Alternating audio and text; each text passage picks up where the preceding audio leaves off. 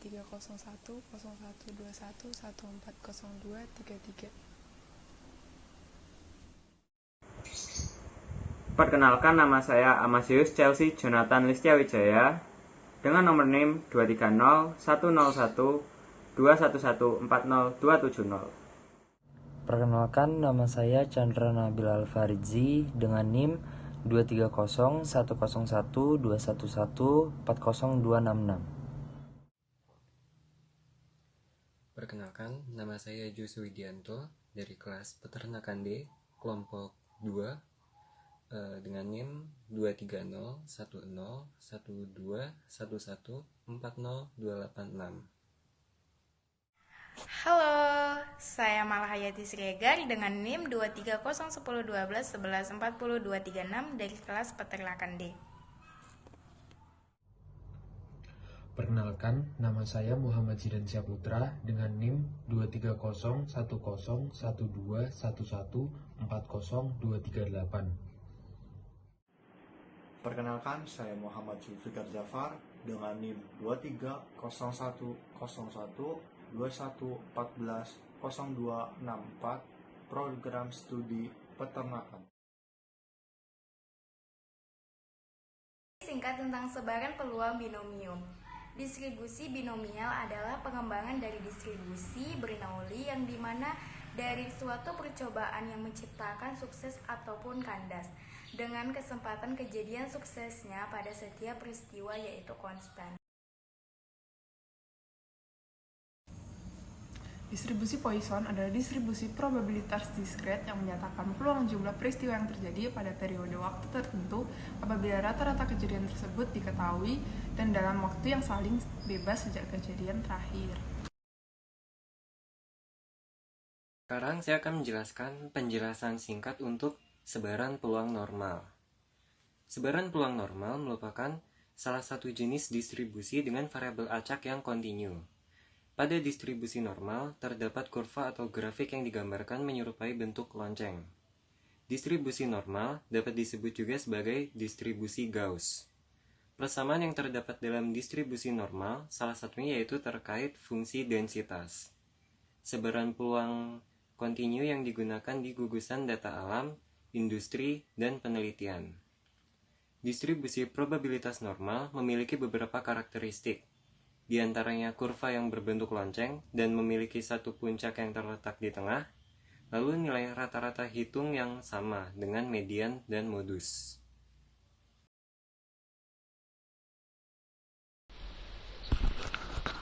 Untuk contoh soal dan pembahasan sebaran binomium.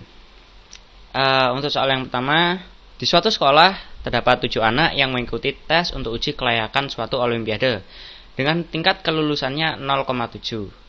Berapa probabilitas hanya 4 anak lolos tes kelayakan tersebut? Untuk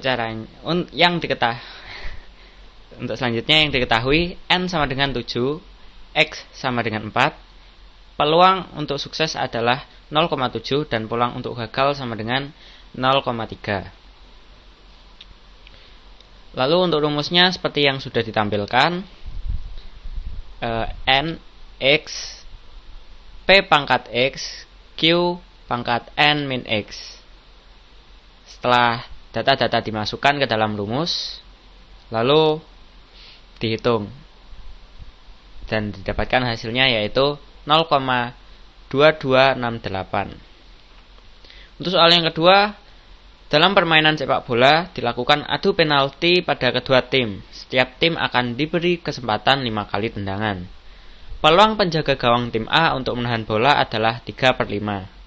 Sedangkan peluang penjaga gawang tim B untuk menahan bola adalah 2/5.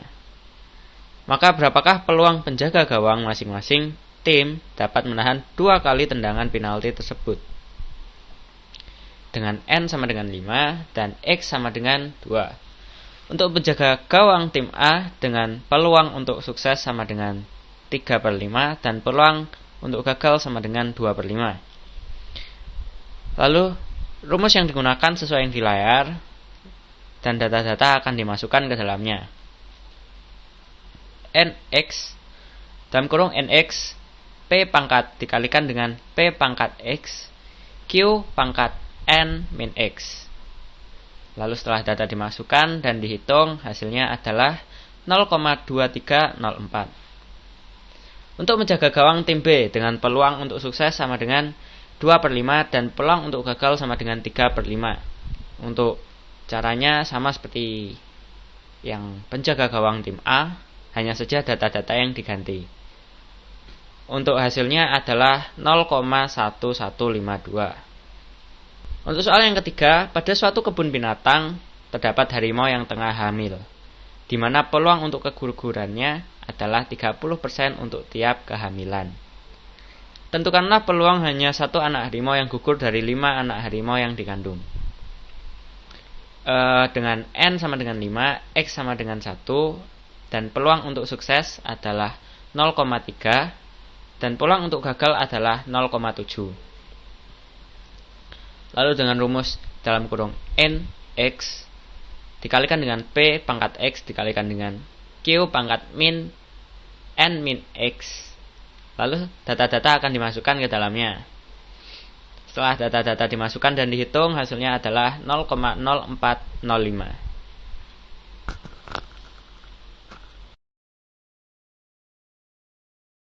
Distribusi Poisson adalah kasus khusus dari distribusi binomial, di mana distribusi binomial akan menjadi distribusi Poisson ketika n mendekati tak hingga dan p mendekati 0. Sebuah peristiwa yang terjadi pada waktu tertentu apabila rata-rata kejadian diketahui. Berikut adalah contoh dan pembahasan. Nomor 1. Sebuah toko online mencatat bahwa toko tersebut akan mendapatkan komplain dari 50 pelanggan ketika mengirimkan barang ke 10.000 pelanggan. Jika pada suatu hari, toko tersebut mengirimkan barang ke pelanggannya sebanyak 1.000 barang, hitunglah peluang toko tersebut mendapatkan komplain dari A. 7 pelanggan, B. 5 pelanggan, C. 2 pelanggan. Diketahui pada soal di atas, yaitu P sama dengan 50 dibagi 10.000, hasilnya 0,005 N 1000. Sehingga untuk mencari rata-rata dapat dirumuskan sebagai berikut, yaitu N dikali P, di mana N adalah 1000 dan P adalah 0,005. Setelah itu, kita dapat memasukkannya ke dalam rumus berikut. Soal nomor 2. Sebuah toko elektronik mencatat bahwa rata-rata penjualan lampu LED sebanyak 4 buah setiap hari. Berapakah peluang pada esok hari akan terjual lampu LED sebanyak A. 5 lampu, B. 3 lampu. Diketahui pada soal di atas terdapat rata-rata yaitu 4. Setelah itu, substitusi pada rumus peluang Poisson. Nomor 3. Sebuah konveksi pakaian menggunakan 20 mesin jahit. Probabilitas sebuah mesin jahit mengalami dan memerlukan perbaikan adalah 0,02. Tentukan probabilitas dari 3 mesin yang mengalami gangguan dan memerlukan perbaikan. Diketahui pada soal di atas, yaitu P sama dengan 0,02, N sama dengan 20, X sama dengan 3, dan rata-rata yaitu 0,4. Setelah itu, substitusi pada rumus peluang Poisson.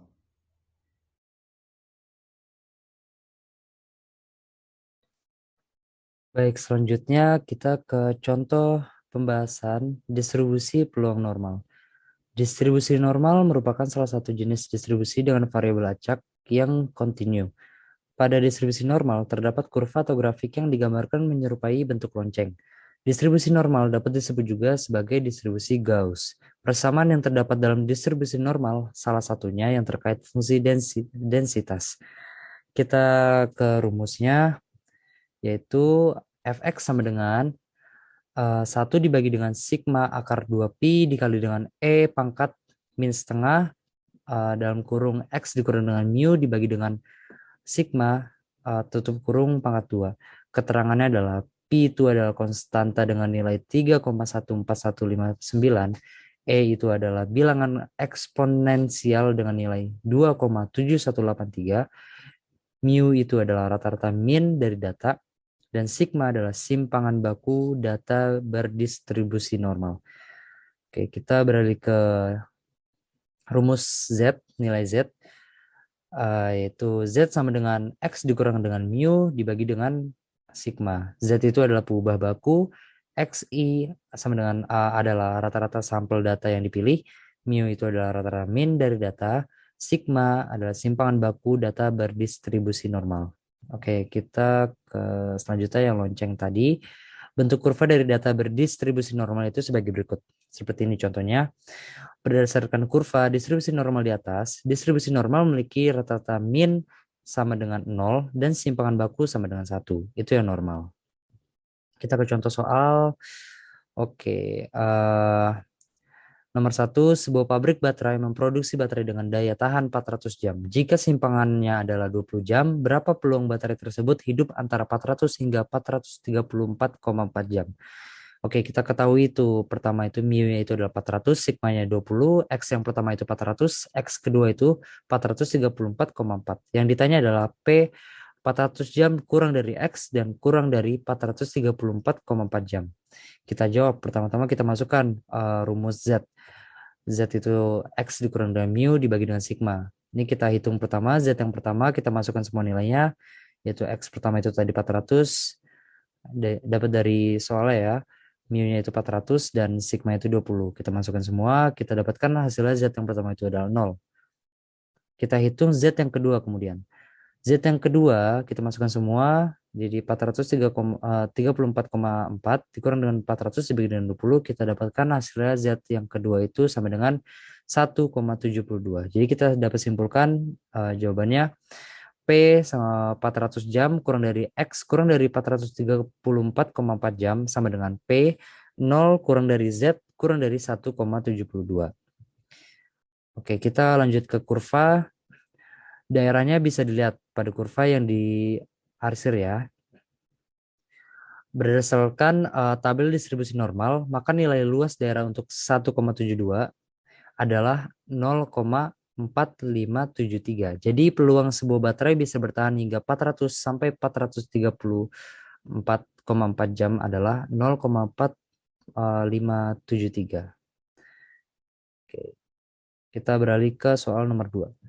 Sebuah permen dipotong dengan rata-rata 25 mm dengan simpangan baku yaitu 2 cm. Berapa persenkah kemungkinan permen diproduksi dengan panjang di bawah 23 mm?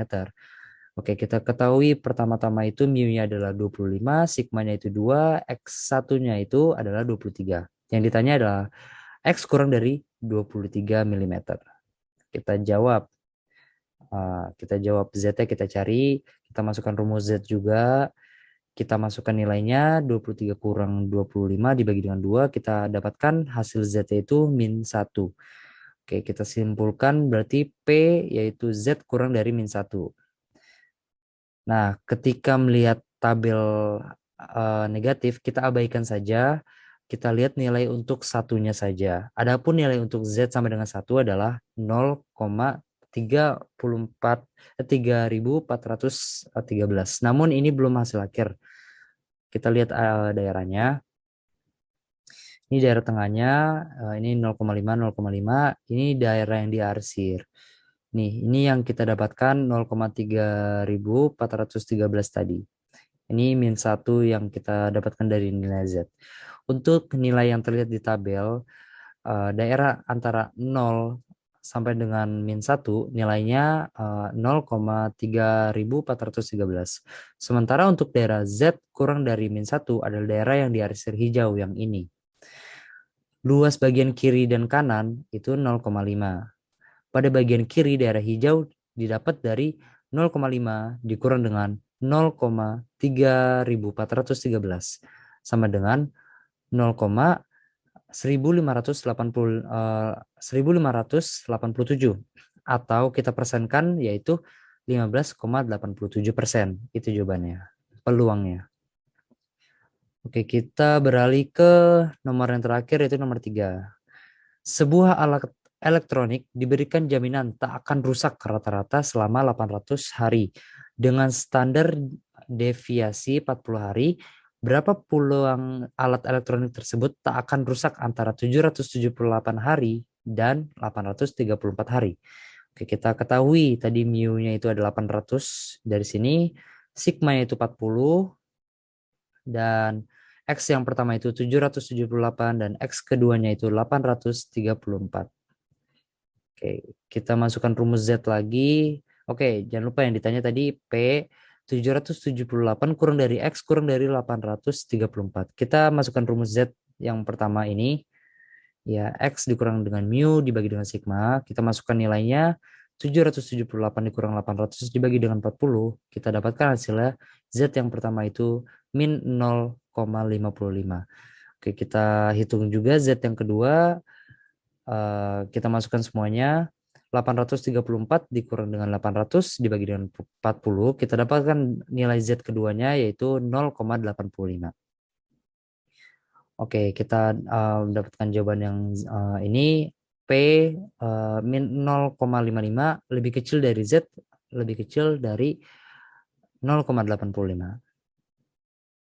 Oke, kita lihat kurva yang diarsir ya.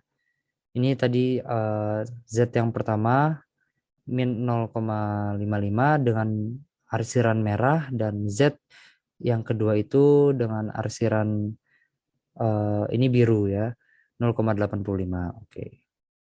Penyelesaiannya adalah luas daerah merah ditambah dengan luas daerah biru. Bisa lihat luas daerah biru Z sama dengan 0,85, yaitu 0,3023. Kita dapatkan dari nilai normal dikurang dengan nilai Z. Yaitu kemudian daerah yang merah yang ini, yang Z ini, yang nilai Z yang merah ini min 0,55, yaitu menjadi 0,2088. Jadi luas total dari semua probabilitasnya adalah kita tambahkan dari 0,3023 ditambah dengan 0,2088. Kita dapatkan hasilnya yaitu ini, 0,5111. Terima kasih. Yang paling terakhir yaitu kesimpulan. Dengan mempelajari materi sebaran peluang binomial, sebaran peluang Poisson, dan juga sebaran peluang normal, yaitu dapat membantu kita dalam menghitung data penelitian dalam jumlah yang besar dan juga mempermudah kita dalam menentukan hasil akhir dari sebuah penelitian dengan cara yang lebih efektif dan juga efisien. Sekian penjelasan dari materi Laboratorium 4 dari kelompok kami. Kurang lebihnya mohon maaf. Wassalamualaikum warahmatullahi wabarakatuh.